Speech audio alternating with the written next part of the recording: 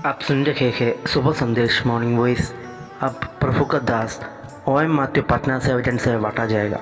ईश्वर को भूलकर, सृष्टि को पूजकर, मन को बहलाना सबको भाए।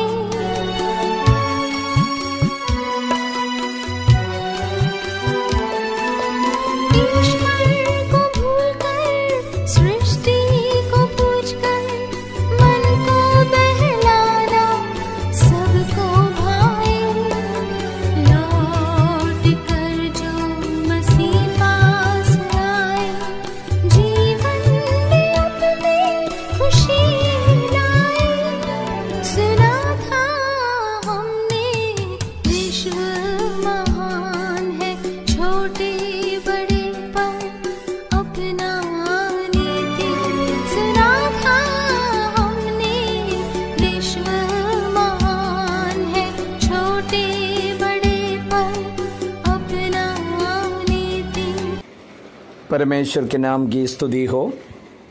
आज का मनन के लिए प्रेरितों का काम पहला अध्याय इसका 8वां पद सबसे पहले पढ़ना चाहता हूँ। 8वां पद, परंतु जब पवित्र आत्मा तुम पर आएगा तब तुम सामर्थ पाओगे और यरूशलेम और सारे यहूदिया और सामरिया में और पृथ्वी के चौर तक मेरे गवाह होंगे। यीशु मसीह के स्वर्गारोहण से पहले उन्होंने अपने चेलों से ये बात बताया, तुम लोग वापस यरूशलेम जाना है और इंतजार करना पवित्र आत्मा का आगमन के लिए। यूहन्ना रचित सुसमाचार 14 से 16 अध्याय तक पवित्र आत्मा का आगमन के बारे में हम लोग पढ़ते हैं। यीशु मसीह अपना चेलों से बताया 14 अध्याय का 18 पद में, मैं तुम्हें अनाथ नहीं छोड़ूंगा, मैं तुम्हारे साथ रहूंगा। 14 अध्याय का पहला पद में प्रेरित लोगों का दिल दुखित होते हुए हम लोग देख रहा है। अब इस प्रकार हम लोग पढ़ते हैं इसका पहला पद में, तुम्हारा मन व्याकुल ना हो, तुम परमेश्वर पर विश्वास रखते हो और मुझ पर भी विश्वास रखो। इसका भूमिका यही है। यीशु मसीह ने 13वां अध्याय में बताया कि हम आपको छोड़कर जा रहा, जहां से मैं आया वहां वापस जा रहा। ये बात सुनकर प्रेरितों का दिल दुखित हो गया। उन लोगों का मन में यह विचार था कि यीशु मसीह हमेशा हमारे साथ में रहेंगे। तब यीशु मसीह ने 14 अध्याय का 18 पद में बताया, मैं तुम्हें अनाथ नहीं छोड़ूंगा, मैं तुम्हारे साथ आता हूं। सो जाने वाला कैसे आ सकता है, ये तो बाकी पदों से हम लोग को समझ में याद आता है। ये पवित्र आत्मा का आगमन के बारे में कहते हैं। जब पवित्र आत्मा आएगा सहायक के रूप में, वो आपके साथ रहकर हर एक सच्चाई को आपको सिखाएंगे। ये बातों को प्रभु यीशु मसीह ने प्रेरितों का काम में बता रहा है। उन्होंने बताया पवित्र आत्मा का आगमन के लिए आप लोग इंतजार करना। जब पवित्र आत्मा आओगे, शक्ति पाओगे, तब मेरा गवाह बनेंगे। जैसे बताया वैसे ही प्रेरित लोग यरूशलेम में आए। इसका 4 पद में हम लोग पढ़ते हैं, और उनसे मिलकर उन्हें आज्ञा दी कि यरूशलेम को ना छोड़ो, परंतु पिता की उस प्रतिज्ञा के पूरे होने के बाद जोगते रहो, जिसकी चर्चा तुम मुझसे सुन चुके हो। और उन लोग क्या किया है, वह यरूशलेम में वापस आ गया। उन्होंने इकट्ठा होकर उससे पूछा, आपका जो परमेश्वर का राज्य का जो स्थापना कब करेंगे, यीशु मसीह ने बताया ये सब आप अभी जानने का जरूरत नहीं, वो पिता का पास में है। आपका उद्देश्य क्या है,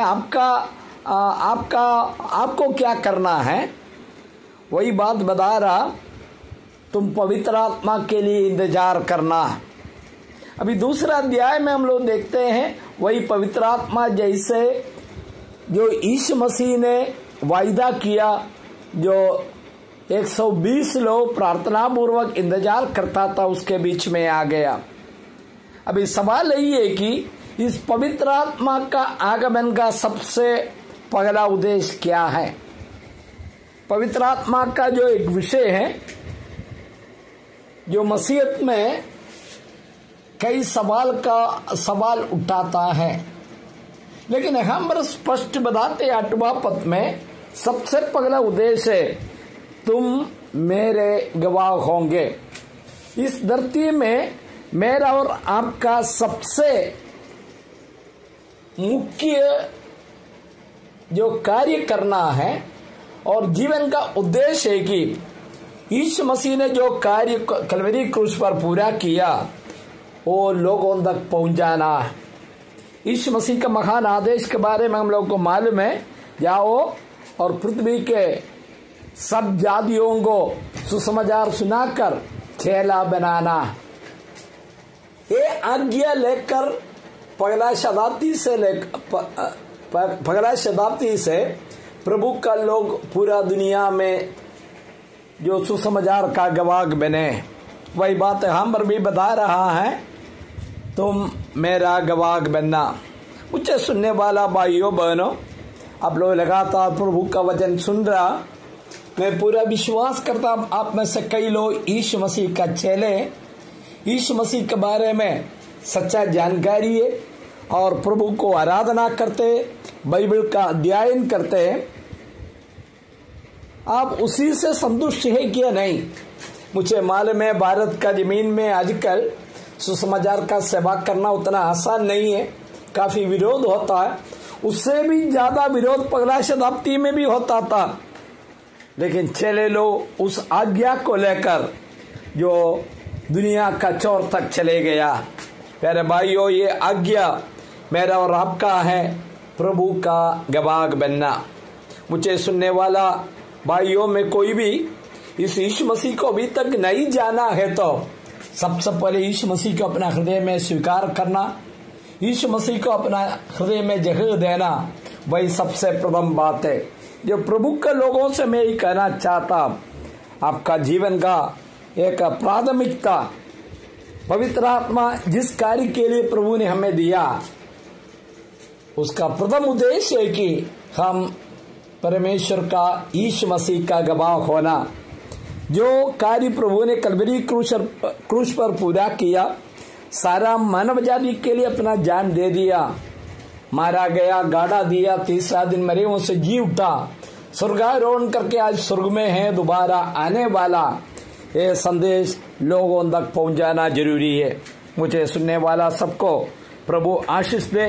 आज का संदेश हमारा जीवन में एक निर्णय लेने के लिए, निर्णय के साथ आगे बढ़ने के लिए प्रभु सबको सहायता करे। प्रभु के नाम की स्तुति हो, आमीन।